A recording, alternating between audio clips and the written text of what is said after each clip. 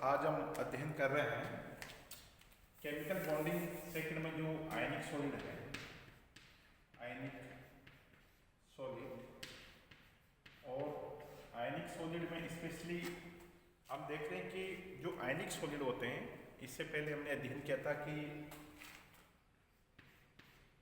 आयनिक solid में जैसे radius ratio है, रेडियस रेशो, ठीक है। और रेडियस रेशो के आधार पर हमने क्या आइडेंटिफाई किया था, कोऑर्डिनेशन नंबर, कोऑर्डिनेशन नंबर है। सेकेंड यानी कि जो इनकी पैकिंग एफिशिएंसी है, यानी कि जो कहते हैं ना अपन एफसीसी, एससीपी, बीसीसी, है ना। पैकिंग एफिशिएंसी का भी किया था अपन ने, पैकिंग एफिशिएंसी, ठीक है। और इसके बाद में फिर जो हमने जो इम्पोर्टेंट कई बार आपके एग्जाम में पूछा जाता है वो है डिपेक्ट्स, डिपेक्ट्स, डिपेक्ट्स यानी कि डिपेक्ट्स में क्या है, type of the depicts, type of the depicts, depicts. और जनरली डिपेक्ट्स को हमने पढ़ा था, जैसा कि शॉर्ट की डिपेक्ट्स, शॉर्ट की डिपेक्ट्स, और सेकंड फ्रैंकल, फ्रैंकल्स डिपेक्ट्स था। और थर्ड नॉन स्टाइकोमेट्रिक और केमिकल इम्प्योरिटीज, ठीक है। तो इस पे आपको सबसे ज़्यादा फोकस करना है डिपेक्ट्स, है ना। कई बार ये आपको पूछा जाता है। और on behalf of the radius ratio we have identified that which ionic solid having which type of coordination number, like this NaCl, okay, cesium chloride and zinc oxide. और ये जो कोऑर्डिनेशन नंबर है तो अपन ये किसके आधार पर, यानी कि जो रेडियस रेशो है, अपन जैसे बुक्स में देखेंगे तो अपन को एक लिमिट दे रखी है, जैसे 0.15 टू आगे चलेंगे तो इन बिटवीन में अगर इसके बीच में अगर ये रेडियस रेशो आता है तो कोऑर्डिनेशन नंबर ये होगा, ठीक है। तो ये अपन ये अध्ययन कर रहे हैं आयनिक सॉलिड में। आज जो अपन लेने जा रहे हैं वेरी इंपॉर्टेंट टॉपिक है, ये है सॉल्युबिलिटी, है ना।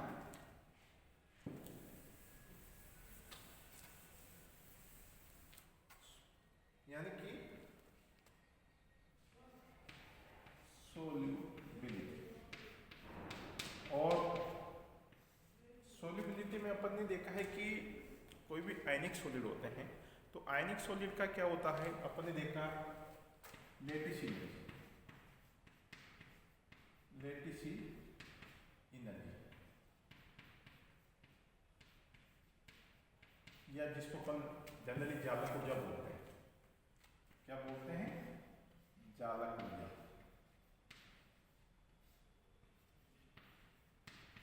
जालक ऊर्जा है, मैंने आपको इससे पहले जो वीडियो डाले गए थे उसमें डेफिनेशन ऑफ द जालक ऊर्जा बताई गई है।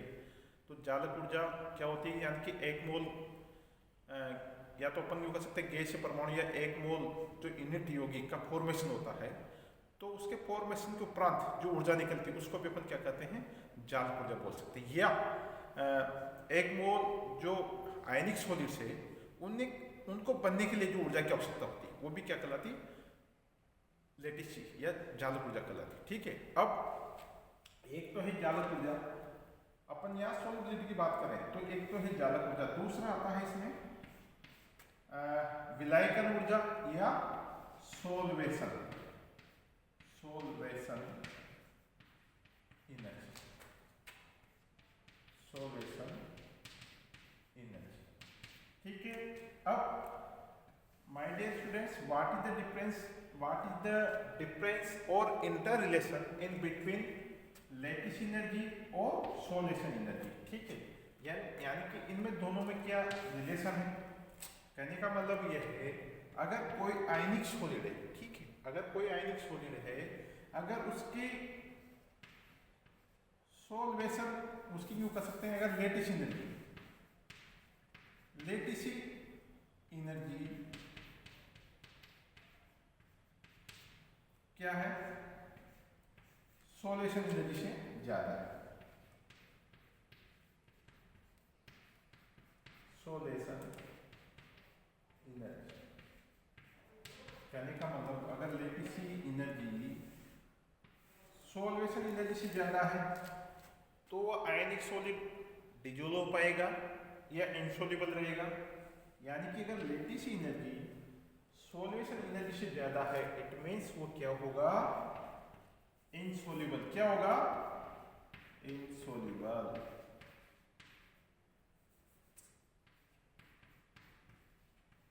ठीक है, अगर लेटिस एनर्जी आयनिक सॉल्वेशन एनर्जी से ज्यादा है तो क्या होगा, इनसॉल्युबल होगा, कहने का मतलब ये ध्यान रखिएगा।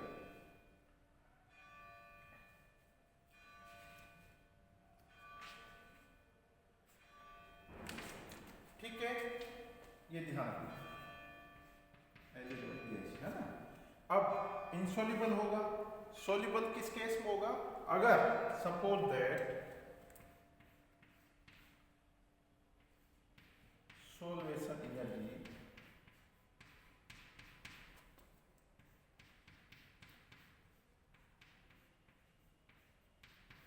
सॉल्वेशन एनर्जी क्या है, लेटिस एनर्जी से ज्यादा है। अगर सॉल्वेशन एनर्जी लेटिस एनर्जी से ज्यादा है तो आयनिक सॉल्वेंट क्या होगा, सॉल्युबल होगा। क्या होगा, सॉल्युबल। ये हो गया, ठीक है, एक सिंपल सा कॉन्सेप्ट है, ठीक है, ये हो गया। अब अपन आगे बढ़ते हैं कि those are the factors which are affected या affected solubility of the ionic compounds। ठीक है, यानी कि अब फैक्टर्स होते हैं ना, फैक्टर्स से कई बार पूछे जाते हैं, है ना। तो अब फैक्टर्स देखिएगा आप, फैक्टर्स कौन कौन से हैं। यानी कि सबसे पहले जो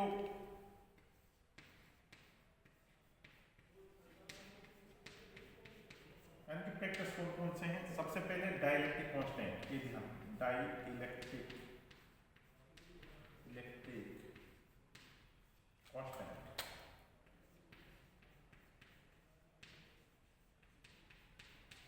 ओके, डाइलेक्ट्रिक कांस्टेंट है, इसको एप्सिलॉन बोलते हैं, लाइक दिस सिंबल होता है।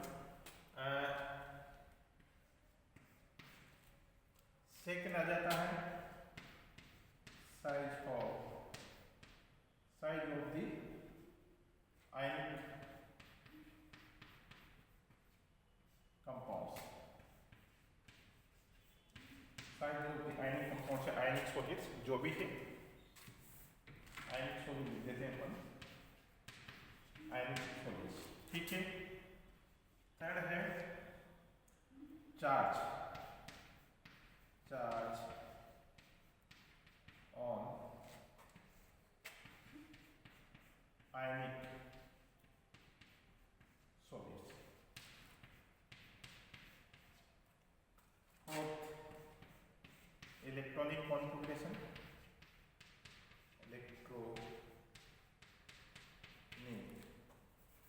Configurations.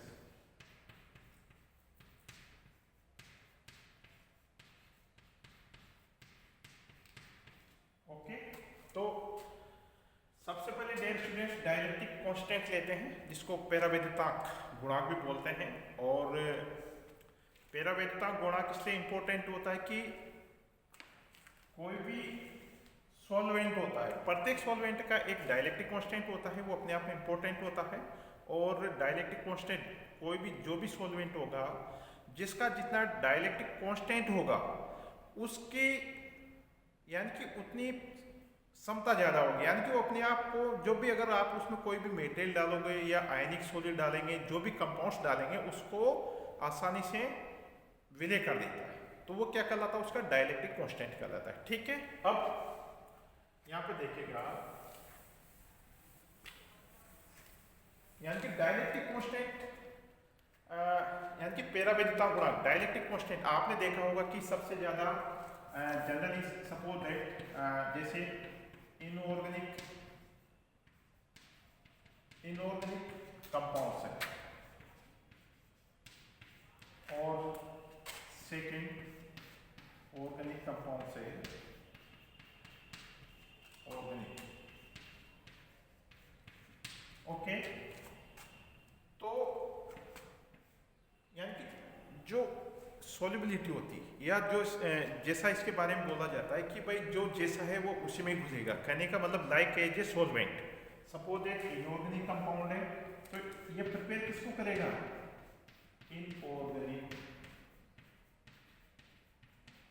Inorganic solvent, okay.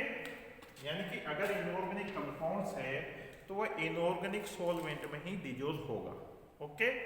Next, अगर ऑर्गेनिक कंपाउंड है इट मीन्स वो किसमें होगा,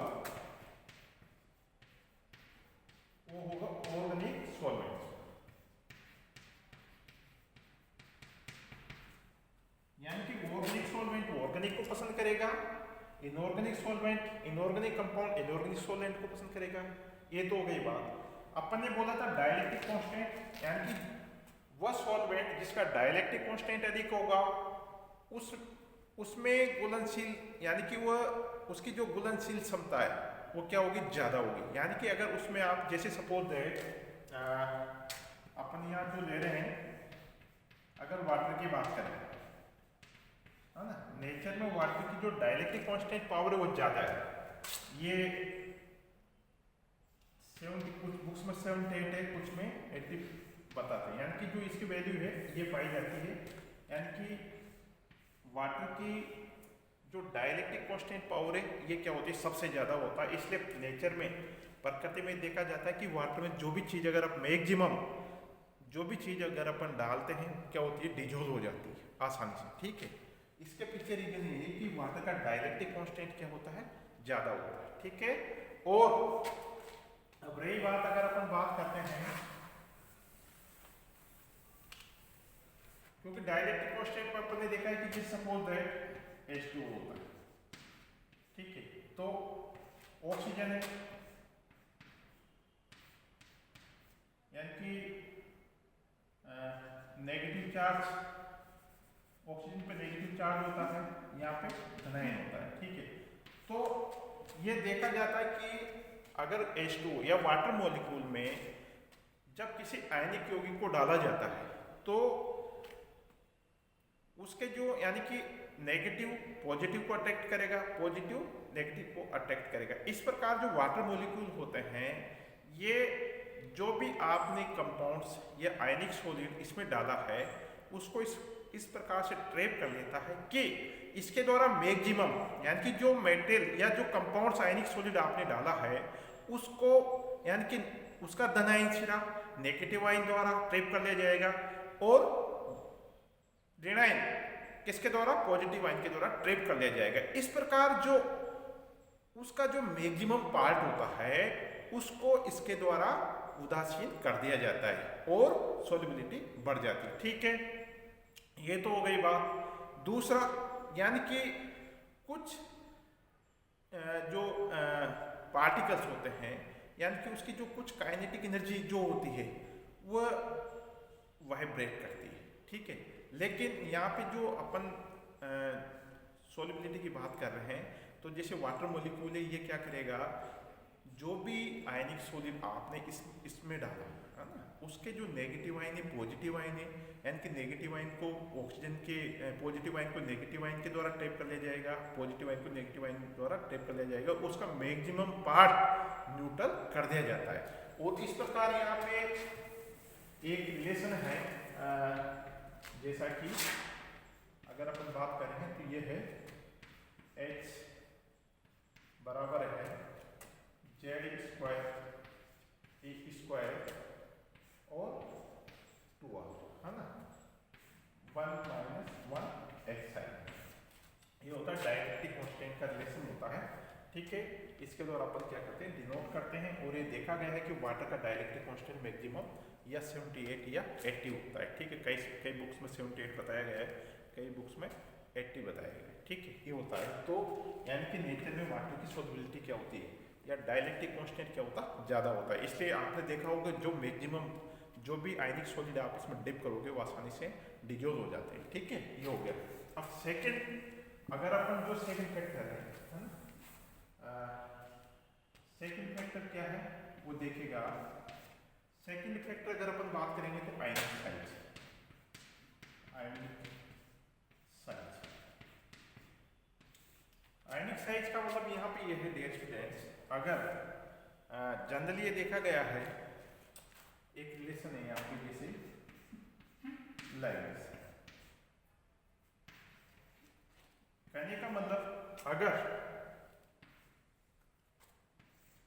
साइज बड़ी है, साइज क्या है, साइज बड़ी है तो सोल्युबिलिटी क्या हो जाएगी, सोल्युबिलिटी कम हो जाएगी। क्योंकि अगर साइज बढ़ जाएगी तो नंबर ऑफ वाटर मॉलिक्यूल या जो भी सॉल्वेंट लेंगे वो उतनी मात्रा में एसोसिएट नहीं कर पाएंगे जितनी की साइज छोटी होती है। ठीक है, ये देखा गया है। तो ये जो रिलेशन है, अब क्योंकि साइज बढ़ गई सॉल्युबिलिटी कम होगी। अब यहाँ पे कहने का मतलब जो आयनिक साइज है ना, इसमें लेटिसी एनर्जी और lattice energy and solvation energy, solvation energy दोनों को ये क्या करती है, प्रभावित करती है। क्योंकि अगर लेटिस एनर्जी क्या है, कम है, तो सॉल्वेशन एनर्जी बढ़ जाएगी। ये तो एक इंटर रिलेशनशिप है। लेकिन अगर यहाँ पे अगर साइज बढ़ी है तो सॉल्युबिलिटी क्या हो जाएगी, कम हो जाएगी। ठीक है, ये ध्यान रखना। अब अगर अपन बात करें इस संबंध में,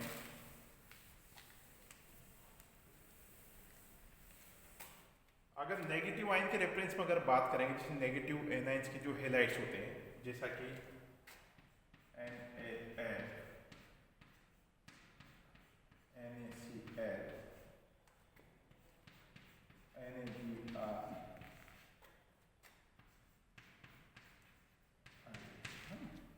अब देखो माय डियर स्टूडेंट्स, अगर यहाँ पर फ्लोराइड है, यहाँ क्लोराइड है, यहाँ ब्रोमाइड है, यहाँ एल्डिहाइड।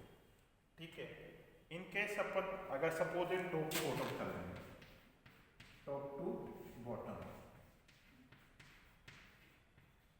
टॉप टू बॉटम चल रहे हैं, इस केस में साइज बढ़ रही है। ठीक है, स्पेशली रेनाइन के केस की बात कर रहे हैं अपन। ठीक है, तो रेनाइन के केस में क्या होगा, सोल्युबिलिटी टॉप टू बॉटम चलेंगे। इस केस में अगर टॉप टू बॉटम चले तो क्या होगा, सोल्युबिलिटी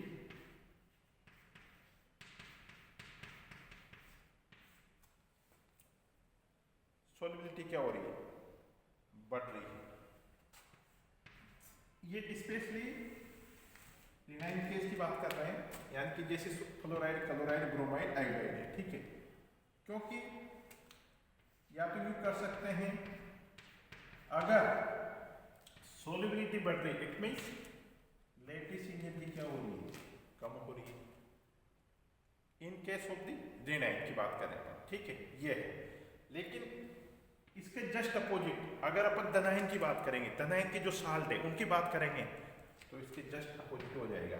देखिएगा यहाँ पे, अगर अपन एक मिनट इसको मैं आपके लिए समझाने के लिए लिख देता हूँ एक को, जैसा कि इन नेगेटिव केस की बात करेंगे, क्लोराइड, क्लोराइड, ब्रोमाइड और आयोडाइड। ओके, ये है नेगेटिव केस, यानी कि रेनाइन नेगेटिव साल्ट। कहने का मतलब fluoride, chloride, bromide, iodide, specially halogen की केस की बात करें अपन, ठीक है। अब अगर धनायन की बात करेंगे तो देखिएगा MgSO4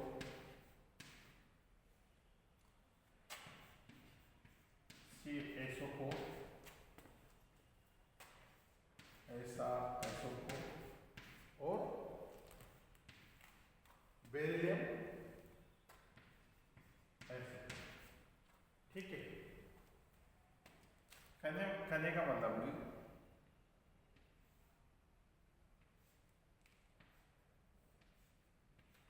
यहां पे क्या है, धनायन का आकार बढ़ने से, जो कि धनायन का अगर अपन जैसे फर्स्ट डे और सेकंड डे की बात करेंगे ना, जैसे एस ब्लॉक एलिमेंट देखिएगा, एस ब्लॉक एलिमेंट चलते हैं, है ना, फर्स्ट डे और सेकंड डे, हाइड्रोजन हीलियम,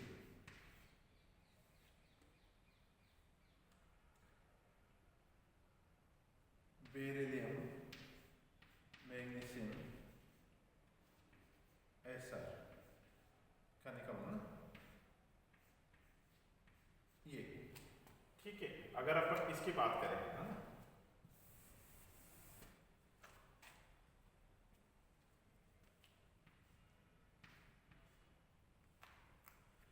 यहां पे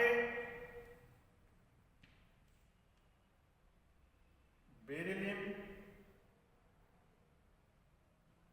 अगर मैग्नीशियम में, कैल्शियम में, स्ट्रांसियम में, ये बेरियम, यहाँ पर डेयर स्टूडेंट्स जैसे अगर इसकी तुलना करें अपन, ये है नेगेटिव केस में, अगर टॉप टू बॉटम यानी कि जैसे फ्लोराइड है, क्लोराइड, ब्रोमाइड और आयोडाइड, यानी कि नेगेटिव आयन की जो साल्ट है, कहने का मतलब सोडियम के साल्ट में, इसमें क्या हो रहा है, टॉप टू बॉटम जा रहे हैं, तो साइज क्या हो रही, बढ़ती जा रही है, तो सोलिबिलिटी बढ़ती जा रही है। इसका मतलब अगर सोलिबिलिटी बढ़ती जा रही है, इट मींस क्या होगा, चालक ऊर्जा का मान कम होता जा रहा है, ओके। लेकिन यानी कि धनायन के केस में क्या हो रहा है, अपन क्या करें, टॉप टू बॉटम चल रहे हैं, है ना, टॉप टू बॉटम चल रहे तो क्या हो रहा है, देखिएगा मैग्नीशियम, कैल्शियम, स्ट्रांसियम, बेरियम, यानी कि सोलिबिलिटी क्या हो रही है, सोलिबिलिटी क्या हो रही है, कम हो रही है। अगर टॉप टू बॉटम चल रहे, सोलिबिलिटी कम हो रही, इसका मतलब क्या है, चालक ऊर्जा का मान क्या है, लेटिस एनर्जी बढ़ रही है और सोल्यूशन एनर्जी का मान कम हो रहा है। अगर धनायन के केस की बात करेंगे, मैग्नीशियम, कैल्शियम, स्ट्रांसियम, बेरियम, तो टॉप टू बॉटम चलेंगे। धनायन के केस के जो यानी कि जो जैसे मैग्नीशियम सल्फेट है, कैल्शियम सल्फेट है, स्ट्रांसियम सल्फेट है, बेरियम सल्फेट है, तो इस केस में टॉप टू बॉटम चलने में सोलिबिलिटी क्या हो रही है, कम हो रही है, ठीक है। अब इसी प्रकार अपन देखते हैं कई सारे कुछ ऐसे होते हैं, दो धनायन है, उनकी साइज क्या है, बराबर है, लेकिन उनकी सोलिबिलिटी डिपेंड करेगी उनकी लेटिस एनर्जी के ऊपर। अगर साइज क्या है उनका सेम है, ठीक है, साइज क्या है उनका सेम है, लेकिन लेटिस एनर्जी उनकी क्या है, डिफरेंट है, ओके, तो उनकी सोलिबिलिटी डिपेंड करेगी उनकी लेटिस एनर्जी के ऊपर, ठीक है। इसी प्रकार नेक्स्ट अपन लेते हैं आयनिक चार्ज, थर्ड है आयनिक चार्ज।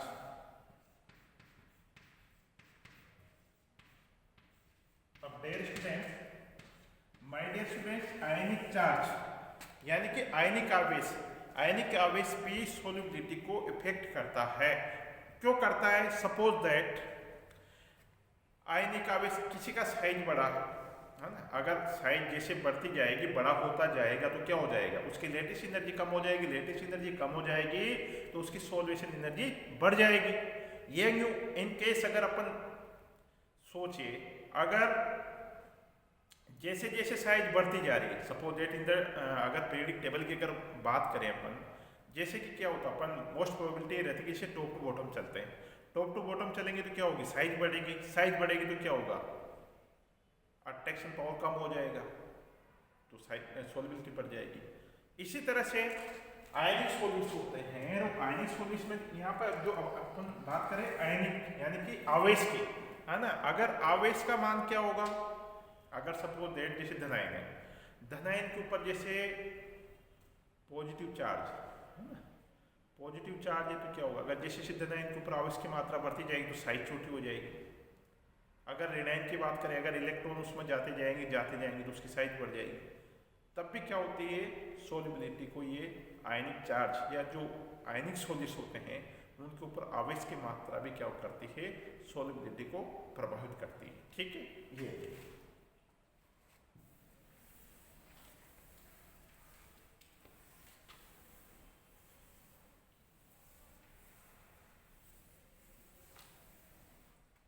इसी तरह से अपन बात करें इलेक्ट्रॉनिक कॉन्फ़िगरेशन की।